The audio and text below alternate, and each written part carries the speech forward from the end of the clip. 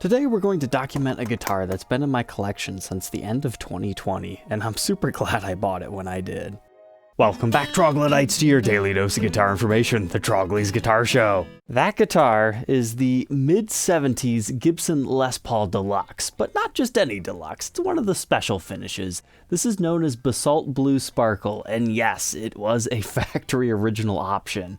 I've documented one of these in the past, but this is the one that stayed in my collection that I've replaced the other one that I sold that is now part of a major touring act. But before we learn a little bit more about this particular version, let's learn about the history of the Les Paul Deluxe. The Les Paul Deluxe was first introduced in 1969, 1 year after the return of the Les Paul after it took a hiatus in the 60s. And the very earliest ones looked like this. They did not have any type of a silkscreen on the headstock. It just read Les Paul Deluxe on the truss rod cover, but that quickly changed. This is the model where the evolution of the Les Paul happened. 1969 is a transitional year for Gibson. They start utilizing the bigger headstocks, they introduce the volutes, they start to have the pancake bodies. But as can be proved by this very early example, the very first Deluxes did not have any of that except for the big headstock. Generally speaking, 1969, early 1970 examples are pretty expensive just due to their history, but then they start looking more so like this. They're still made in Kalamazoo, they have many different finishes you can choose from, mainly being gold top, but the specs stay relatively true. So here you can see the pancake that we're talking about. Your logo styling changes from that 69, but you still have the giant boat paddle head stock. We've got the volute with the mahogany neck. And we still have the mini humbucker pickups. Around 1975 to 76, they transitioned them into maple necks. Around the same time as the maple neck, you transition from the ABR-1 bridge to the Nashville style. The rest of the specs stay relatively the same, but by the time production ends in 1985, the Deluxe more so starts to look like this. You can find some incredibly beautiful two-piece quilty and flame maple top Deluxe, whereas typically you'll have three-piece tops if you were to take off the gold out of the finish, or if you happen to have like a natural example one. So there you go. It started like this.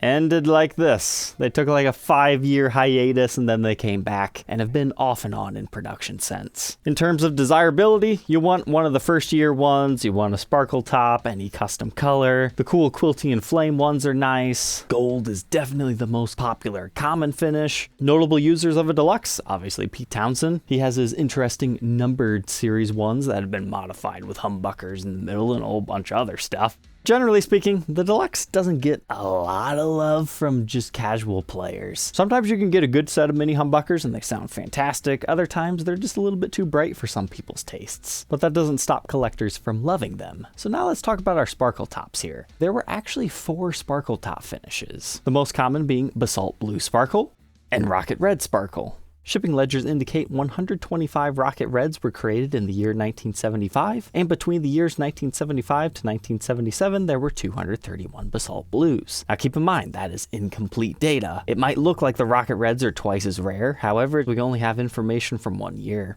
Of those numbers, how many are still survivors that haven't had headstock repairs, haven't had their headstock reamed for modern tuners, weren't routed for humbuckers, a Kaler, or other mini toggles, or refinished because they were just too crazy? That's when the numbers start dwindling. And the reason why it's so hard to find an unmolested example pop up on the market. As I told you earlier, I bought this one at the end of 2020, right before the market really went crazy on everything. But for me, it's not really the value of this particular piece. I've just always been enamored with the Basalt Blue finish. It's just so crazy that this actually existed in the 70s and one has actually survived. I've been wanting to clean this thing up for like 3 years, so that's the reason why we're re-reviewing one of these, because I don't plan on letting this one go. The mid-70s Deluxe can come in these awesome purple interior cases. They're not so good for keeping the headstock off the floor. Usually, I do not suggest leaving bubble wrap in a case. However, I've tested this stuff. It's good. I don't have to worry. But I did want to share one story. I actually bought this before I had moved, and the handle broke during the Great Migration. And I've always hated this because you cannot trust 70s case handles. Never use them. They're too brittle. They will break. But I was unable to inform everybody that was helping me move. Every time I open this case, I'm always disgusted how I let that happen under my ownership. So to learn more about this one, let's go ahead and throw it on the workbench to take a look at its parts and specs.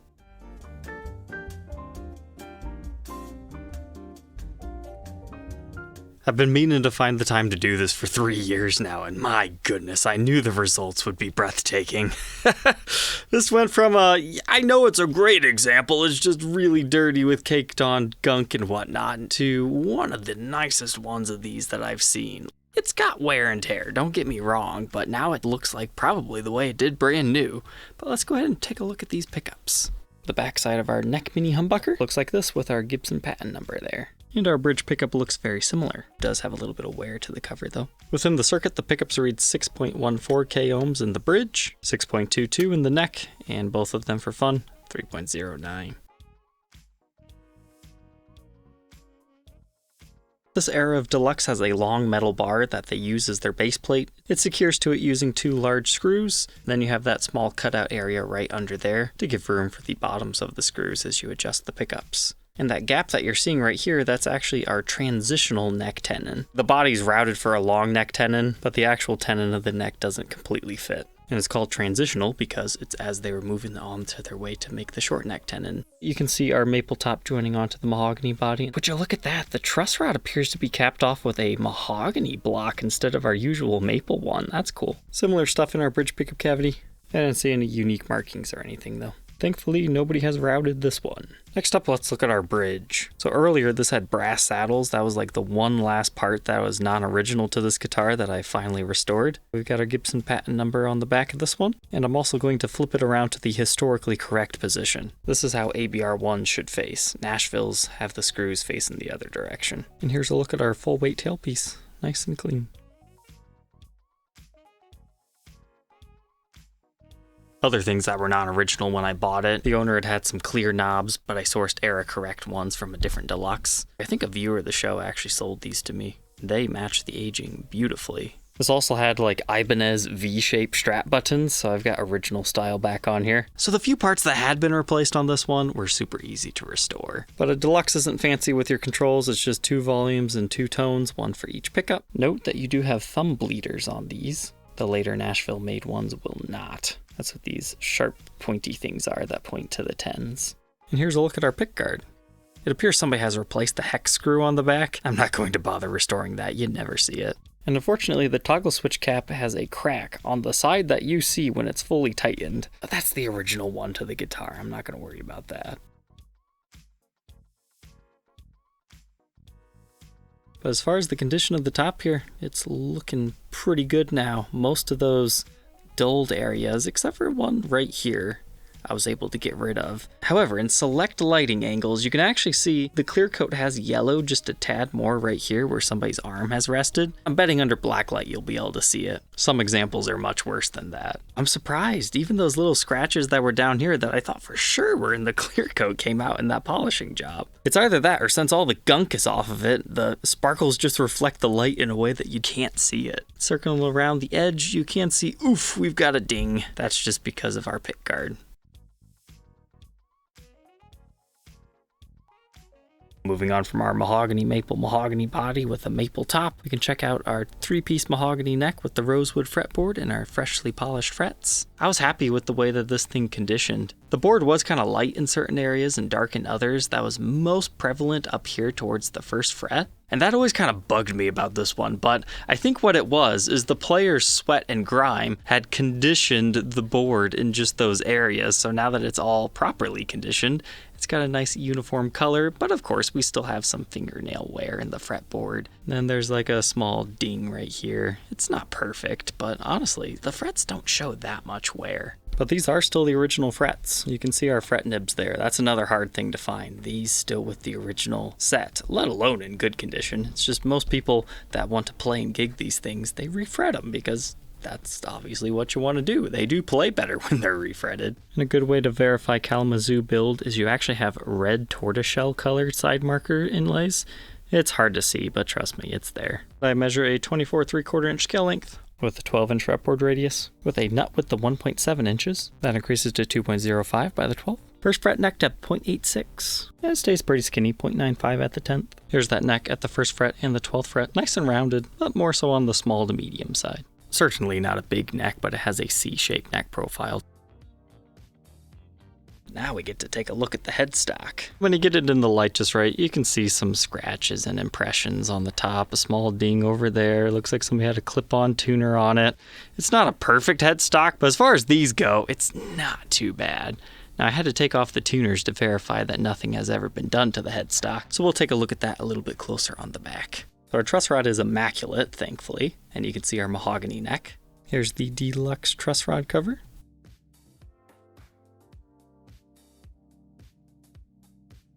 Moving on to the actual back, they use some sort of like a creamy grain fill that transforms the wood from looking chocolatey brown like this to whatever this is. And then for whatever reason, they don't always apply the coating evenly, or something leaches under the finish and deletes that. It's very common to find like this brown discoloration around the tuners because somebody will lubricate them and then the lubrication sinks into here and then it gets underneath the finish, and that's how you get staining a lot. I'm not really sure why that happened to the neck. It's almost like they forgot to do that here, or the player's sweat has somehow got under there and changed it.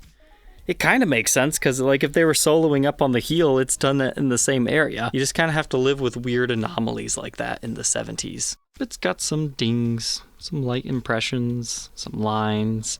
That's kind of a deeper one right there. But again, cleaned up beautifully. Usually you have like large patches of buckle rash. So this one's free and clear of that. We've got our thick binding in the cutaway on this, and here you can see some uneven applying of that yellow grain fill or whatever you want to call it. I think this is supposed to have a plastic output jack plate. That's one of those things where you don't see it. I'm not going to worry about sourcing one of those. The metal ones are technically superior. All our pot codes in here date within the 30s week of 1975. So this one's actually kind of a later 75. They used a bunch of different capacitors in this era. I don't remember seeing these before, but they look similar in style. I'll have to do some more research on that. Kind of wish they wouldn't have done the yellow grain fill, because this natural mahogany is just beautiful on this neck. It actually has a little bit of flamed figuring within it. There is a small ding over here on this side of the neck. We can see our awesome volute. But you're probably thinking, hey Trogly, that serial number looks really weird. Are you sure that's right? In 1975, they start to play around with their serial number systems. Late 75, they introduce the decals. What is the shape of the decals? It's an oval just like this. So the serials right before the decals are introduced, like they're prototyping that machine that puts it on there, and then you get this oval impression. So that's just kind of like a very small feature of mid to late 1975 examples. So it's just a bit too young to get a decal serial. The reason why you take off the tuners is that's actually where a lot of the value in these things comes from, if you can prove that they're still stock. Because unfortunately, these tuners aren't that good. If you don't keep up with them and have them lubricated, they will break. What happens is this backing snaps off and then there's just a gear exposed under there and the whole tuner doesn't keep intact anymore. But you can see where prongs are bent over there. And they're not the best tuners to begin with, and people always ream them out for modern day Clusons. This uses the vintage push-in style bushing. The more modern Clusons use a screw-on bushing that has a washer. If somebody has converted this, even if you go back to the original style using conversion bushings, you will always have an ugly imprint on the face of the headstock. So finding ones that nobody's ever reamed the headstock and nobody had other tuners that had large washers on it is really tough to find. Here's another thing to know about these sparkle tops is most of them, the neck angles are just crap. The bridge has to be pretty high, so you have to have your tailpiece pretty high to compensate for that or wrap it. But with the bridge up there, that's like really low action. They must have a pretty extreme neck angle. So just something I thought might be worth documenting, because I've documented 3. 2 blues and 1 red. And they were all like that. In fact, my last blue one really didn't play that good, and it did end up getting refretted to have all that in mind. So far, this one's feeling nice. However, we do have a bit of a buzz on the low E, that no matter how high up I take the bridge, it doesn't really matter. So that means the nut might be a little bit worn. Could use a small shim, but I'm just gonna leave it as is. Do a quick blacklight test. Plastics are looking good, as do these. Your pick guards don't always glow. However, I am slightly suspicious it might have been replaced because I'm pretty sure these screws have been done. So if that has been done as well, it looks the part. I'm not gonna worry about it. As far as our finish, I did talk about this area down here. You can see it, but you really have to be knowing to look for it. It does have a little bit of a sweat absorption area. And then right over here, there is a very small ding that black light helped show me. And then you can see it in regular lighting after that. But our headstock's looking nice. And our back, this is exactly what I was telling you. It's gonna blacklight just fine, even if the finish does look a little bit weird normally. But thankfully, no breaks, cracks, or repairs. However, I do see a small stand rash mark here that I couldn't see in regular lighting. I would say that's a pass. But I thought this thing felt light. 9 pounds, 6.8 ounces. That is very good for a Norland era Deluxe. Usually they average about 10. A really bad example might be 13, sometimes a 14. So let's go ahead, plug it in, and hear how this one sounds.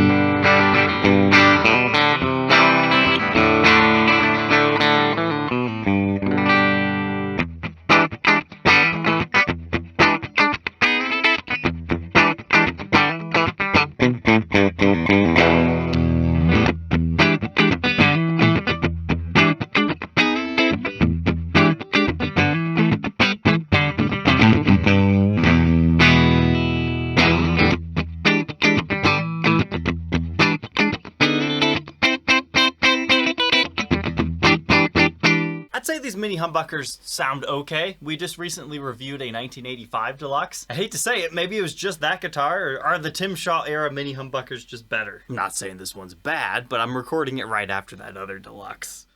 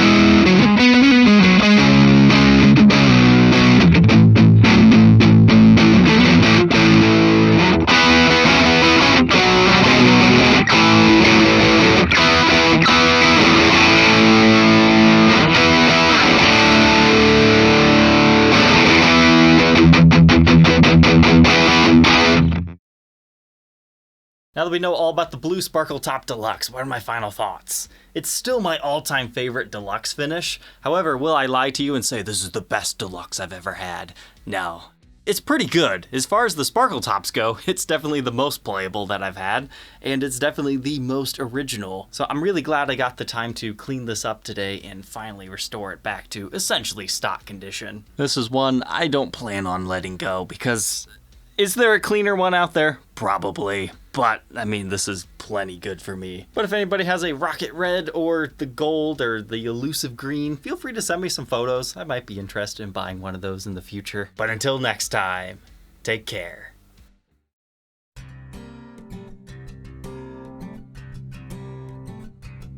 If you enjoyed tonight's episode, consider subscribing. I post videos like this every day. And you might even enjoy this next one.